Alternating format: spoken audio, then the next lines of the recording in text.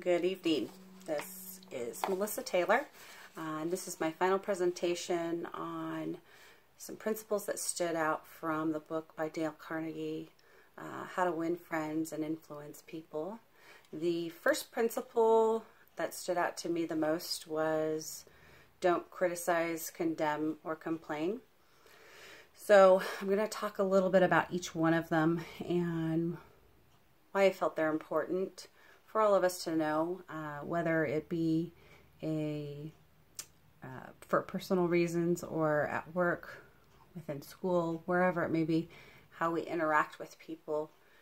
These are some important characteristics to make sure that you follow. So the first one is criticism. Why is it important that we don't criticize people? We want to make sure that we don't criticize people negatively. There's criticism that can be done positively. We call it typically constructive criticism. And how do you provide that constructive criticism? Within my experience with my careers, I've had the opportunity to learn how to do this. And it's a really important trait to hold. When you are coaching and developing people, it's important that you provide constructive criticism when they have room for opportunity. There's always mistakes that are made. We're all human. We all make mistakes. And it's the job of either the coach, mentor, supervisor, whoever it may be, to point those out, but also make sure that they do it in a way where you offer opportunity to improve. How can they improve? Do they need to change how they do something, or just change how they look at and approach something that you've asked them to complete? The second one is condemn, and we should never ever condemn people for their shortcomings. As I stated before, we're all human. We make mistakes. Things happen. They may not have understood a full expectation that was given to them, and as a leader, it's your job to make sure that they understand what your full expectation is. They might not have heard you correctly. Miscommunication is one of the biggest things that happen in business. And, we all understand things differently. We hear things differently. And, sometimes it causes people to behave poorly, or it causes them to miss an expectation that was set for them. And it's never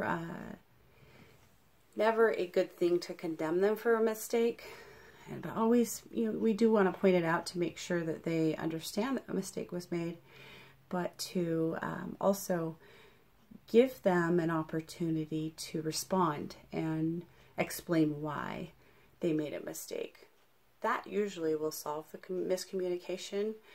And as a manager, it's important that you take that opportunity to listen to them, so that you can make sure that you're being clear in your communication. The third piece of this principle is complaint. This is something that everybody does. We all do it. But why do we complain about other people? There's a website that's called, article that states the next time you want to complain about work, next time you want to complain at work, do this. We don't like people that complain. I think we can call it a Debbie Downer, or people that like to complain usually are gossiping or getting involved in negative situations. So an emotionally intelligent leader will try to find out why someone is complaining and try to adjust to those complaints. Try to figure out what can you do to maybe make it a better workplace, or their work environment setting. Maybe they're uncomfortable. Maybe there's someone around them that's dragging them down. So it's really important that we try to figure out what that is that they're complaining about and try to fix things.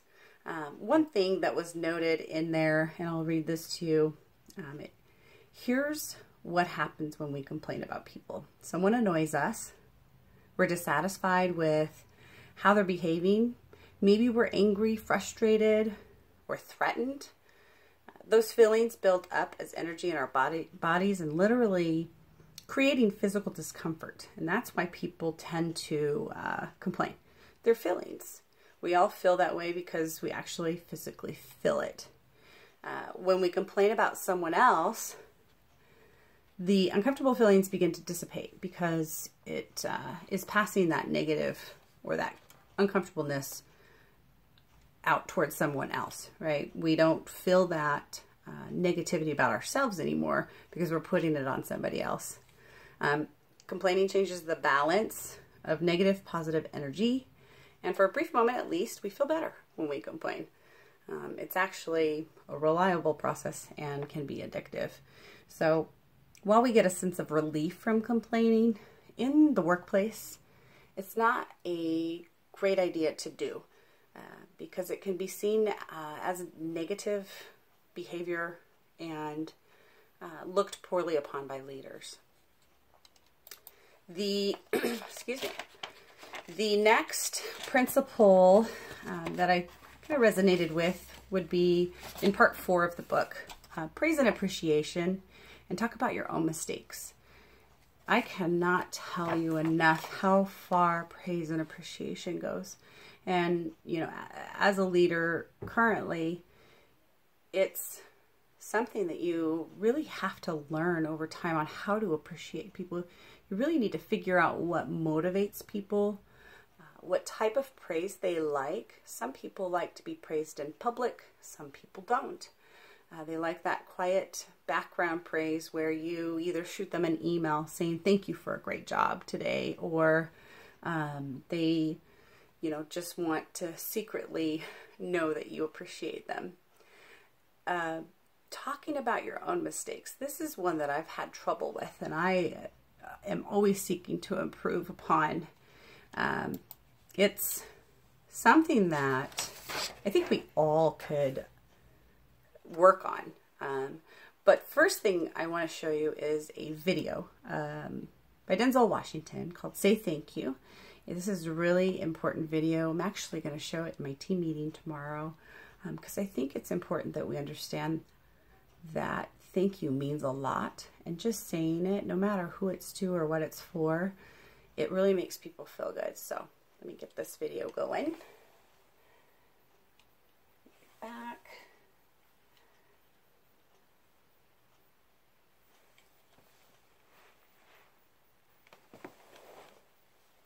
Say thank you for grace. Thank you for mercy. Thank you for understanding. Thank you for wisdom. Thank you for parents. Thank you. Oops.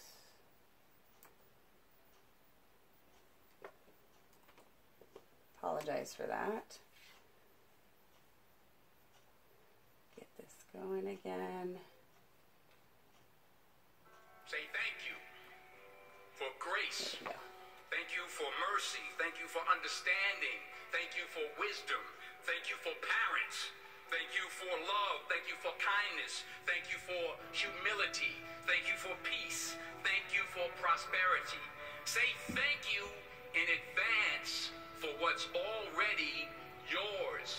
That's how I live my life. That's why I am. One of the reasons why I am today. Say thank you in advance for what is already yours. Thank you. Thank you. Thank you. Thank you for this day. Thank you. So that that video really actually inspired me a lot, and it made me tear up a little bit. And excuse me while I get this going here.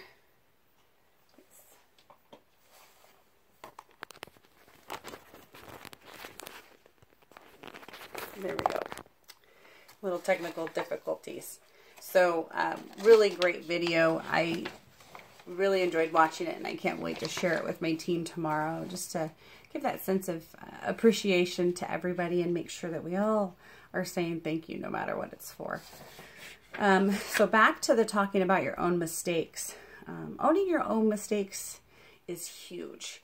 If you can take ownership of something that you did wrong, or, you know, a mistake you made that caused a problem down the road with another department, whatever it may be, you know, owning that and saying, yeah, I made a mistake. What can I do to improve it is so important. Like I said, I am constantly working on this principle myself for my own personal growth. And, you know, we all make mistakes. We need to, you know, obviously though, know how to improve them. So if you own those mistakes, ask somebody, you know, that is questioning that mistake, what can I do to change it? Or what can I do to improve? Is so important in business especially. So when you adjust, you know, how you're working, what you're doing, it really helps, you know, push you forward in your career. So the last principle that I found really important in my life as well is, again, with part 4, no one likes to take orders. This has been a struggle for me. I've had careers across the board. I've worked at the Men's State Prison. I have worked at a gas station. I have worked at McDonald's. I have worked in call centers and leading 500 people.